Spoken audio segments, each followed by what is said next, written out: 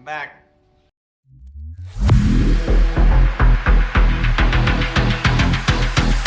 Hey, Bradford, Yes, Steve Areno. do you think beauty is really only skin deep? I don't know. I've never taken my skin off. Every character in this movie, with the exception of Aldo, is pretending to be people they're not, or playing a different role as far, with a Shoshana or anybody. But actually, Aldo is incapable of being anybody other than Aldo. Even though he tries his best.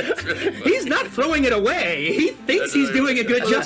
I just saw this documentary that Morgan Freeman actually produced. Prom Night, Mississippi. Yes, That's a great movie. movie. It's really good. But you remember there was one father, his name was Glenn. Glenn, my name's Glenn, and you either like me or you don't. I hope you like me, but if you don't, well, I'm Glenn. And that's kind of that's kind of that Southern. Do you remember what this role was? Holy, is that me? Apparently. Wow. Yeah, it's me. Okay. Yeah, I guess so. That looks like it was a long time ago. Oh. My hair looks as bad then as it does now. Not true. That's amazing. Yolanda Coca, who says, "For you, Brad, I'd like to know what it was like to work with George. Is he easy to work with?" No, he's very difficult, Yolanda. He's a very difficult actor. I want to be positive. I want to find some good to say, and he is a professional. He's very dedicated to his craft. But thank you. It's tedious on the rest of us. It's difficult because there's tantrums. There's things are thrown. But there are good reasons for those tantrums. One of them there was a good reason for it. And we deal. Okay, we deal with fair. it. It's fair. He's right. I'm just glad the movie's over. Me too. And the one with the goat and the Vaseline was not fully true. There was some other. That wasn't completely. It started with a kernel of truth. Yeah, as they usually got do. blown completely out of proportion. See, they told me not to ask that, so I'm glad you brought that up. I didn't want to. We want to address it, and we wanted out right here. It wasn't a goat. It's a small sheep.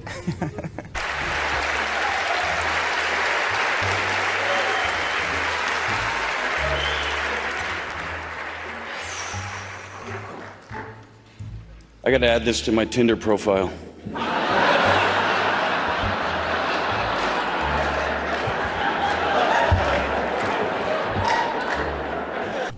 The most enjoyable was probably... Oh yeah, this one was pretty enjoyable. This was a fun one, with the exception of having to work with Mr. Pitt, who, well, I mean, I never saw him not drunk, but other than that, it was probably doing this film, Catherine's a great girl, and he would love Catherine, and Julia's fantastic, and Matt seems like a nice enough guy. We didn't really talk. But I would imagine this film, in general, for me, this film, except for the first one. Except for the first one. Favorite gift to give? Favorite gift to give? Love.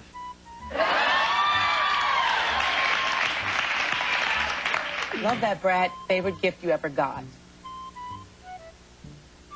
Same thing? Yeah. Okay. That's a gift. Oh, Jesus.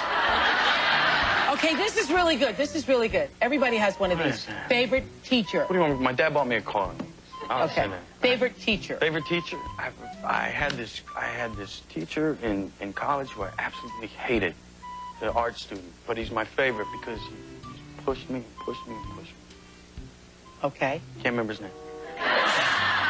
Because right now he's going, say it, Brad. Say my name.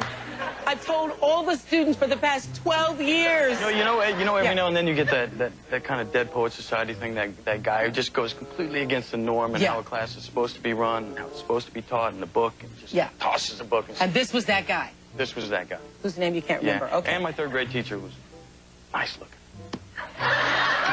That's great. Okay. When you do go out, do you go out incognito? Like, how do you disguise yourself? I'm very covert. How? Yeah. I'm kind of like the shark. I just keep moving. It's the minute you stop. Is it the motorcycle helmet? Like, what? That helps. That's that really helps. good. That is that's a good one.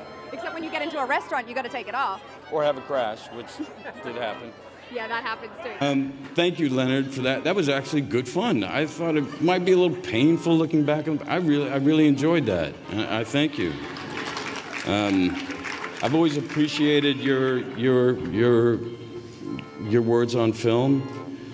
I find you a bit judgy, a little judgy, but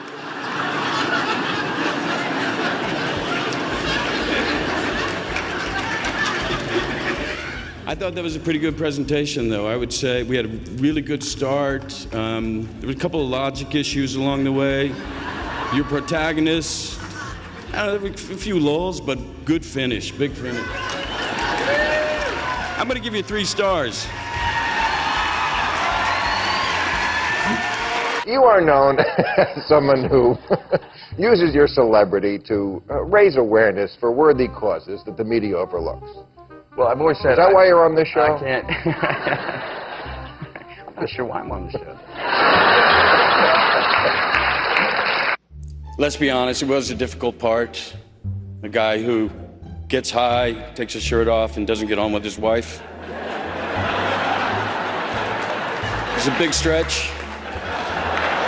It's big.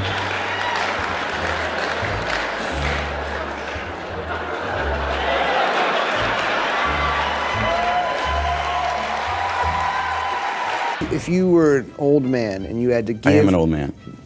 Come on, buddy. Okay. Come on.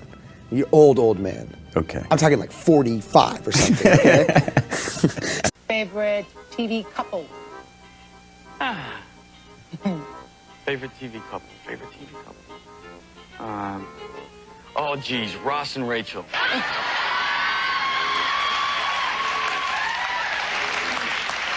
Favorite thing you can't live without? Is there anything you can't live without? Thing, a physical Yeah, thing. material possession. Clothes. Clothes. Okay? Hey, Brad, do you believe in life after death? I'm not sure. I definitely believe in death after life.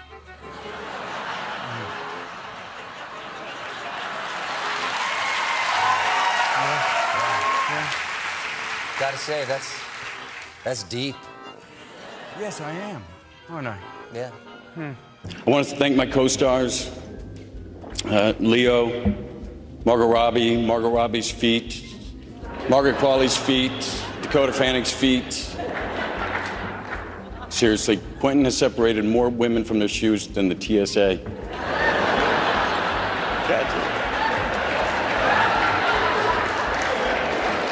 Wow, it's things like this that nights like these that tell me I'm old. Been around a while, been doing this a bit. You guys were super cool about taking a chance on me to do something really different, and I Well, really you were forced on us by the studio. Yes, well, I know that, but I was hoping you weren't going to say that. Some stunt casting. New Year's Eve, 1999. Somebody told me that you rented a Mexican resort, filled it with your friends, and at midnight, you bribed the government to cut the power and the phone lines, and then you had troops sent in to arrest one of your friends on drug charges. What's with the practical jokes, and would you fill in the blanks on that story? This is a true story. This was concocted by my friend and cohort, Mr. David Fincher. And you remember at the time of the millennium, there was this big scare, Y2K, and what was going to happen, and people weren't going to go on trips even because afraid what was going to happen. And we flew down to this private resort down like 2 hours outside Puerto Vallarta in Mexico on the coast, and literally nothing else around, pitch black. And we did exactly that. We had set him up, and they actually drove off with him. They put him in handcuffs. It was one of my best performances, by the way, ever. No camera around. Yeah, fighting for the guy's life. You know you can't take him, screaming. He was a friend of ours who always played practical jokes. His name is Mark Gervitz. And they threw him in the back of the wagon, cuffed. His fiance is freaking out in tears. And what are you doing? I mean, it really got out of hand, and they're driving off with him into the pitch blackness, and you know he's surrounded by guys with AKs. Why? Man, I need a psychologist to tell me why, but it sure was good fun. How much Italian do both of you know now? And of course, now you have a home there. Non parlo italiano molto bene, mi dispiace. Ah, piace. You just said piace.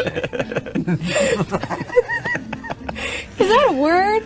It is, but not in Italian. Gotcha. That's right. Favorite thing to sleep in? Come on.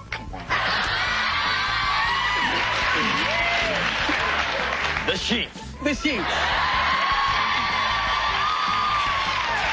I'd have to go Philip Seymour Hoffman. He's awesome in the movie. He's awesome. He's ferocious. Because his character didn't like us in the movie. So I was always really intimidated when he was there because, not like off camera, but in the scenes they were scary to me because he didn't like me in the scenes, and I respect him so much that it actually made me feel bad that he didn't like me. It took the two of us and we still lost. Yeah. Like he's just so good that when he is pretending to be mad at you, like in a scene, it really hurts your feelings. You like go home in a pool of your own urine. I remember seeing him on the call sheet. Yeah. Okay. I have a pool of my own urine. I travel with it. That's my one thing. Really? I have one diva thing. You're in therapy? Oh, heavily. Yeah. I have like 3 therapists on the road with me. What, therapy or urine pools? The urine therapy. I don't drink it. Oh. I just lay in it. I'm not a weirdo. Subscribe. And I take it Holland was a subscriber.